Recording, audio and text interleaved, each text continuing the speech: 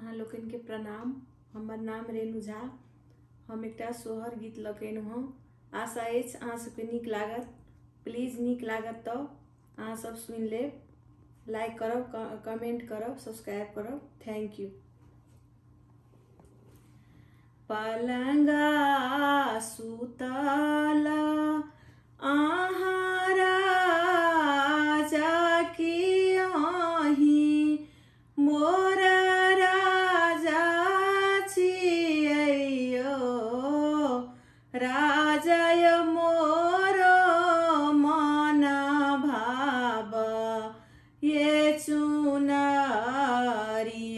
चुनरिया हम पहिरित हूँ यो, राजा मोर मन भाव, ये चुनरिया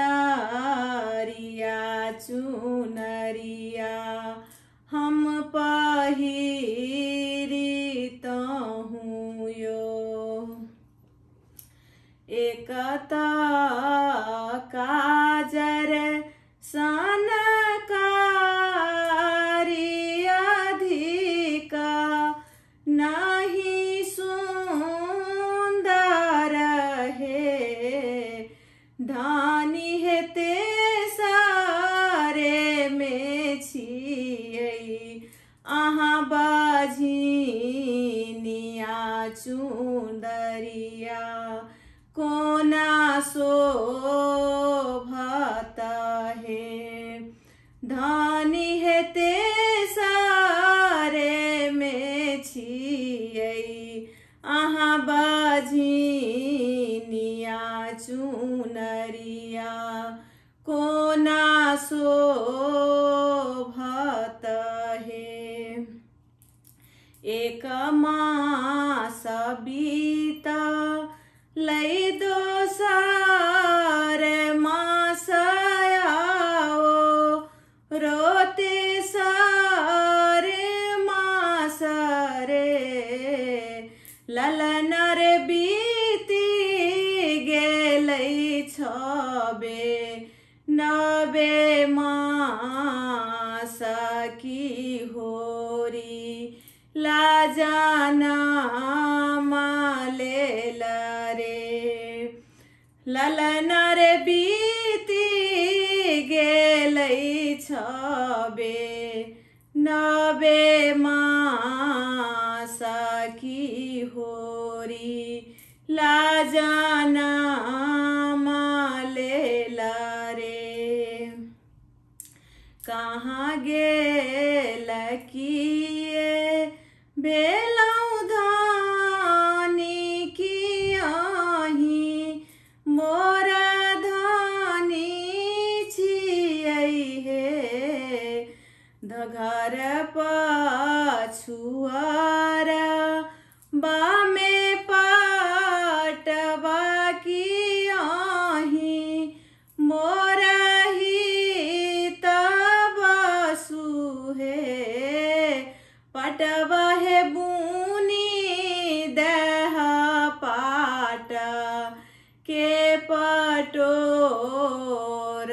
की धानी, मोर पहिरत है, पटवा हे बुनी देह पाट के पटोर की धानी, मोर पहिरत है। काख दाबिलेलनि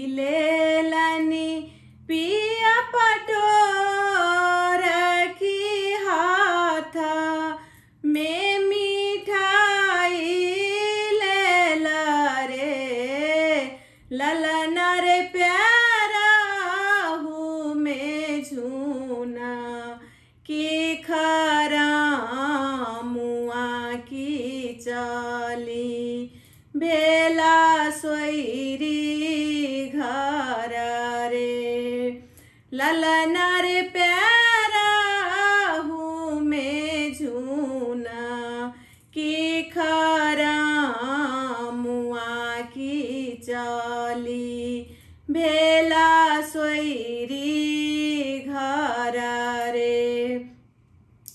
कहाँ गेलौं किए भेलौं धानी की आही, मोरा धानी छियै हे। धानी है पहिर लिया पाट के पटोरा की यहाँ का बरसो भाता है। धानी है पहिर लियौ हूँ ई चुनरिया की यहाँ का बरसो भाता है। एकता हम काजर सनकारी अधिका नहीं सुंदर यो।